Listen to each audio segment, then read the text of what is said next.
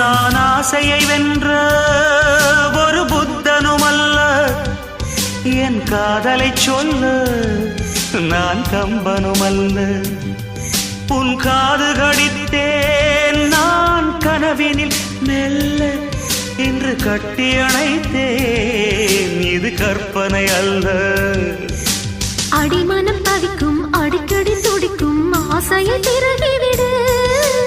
இருவிழி மயங்கி இதழ்களில் இறங்கி உயிர் வரை பரகிவிடு. முத்தம் வழங்காது ரத்தம் அடங்க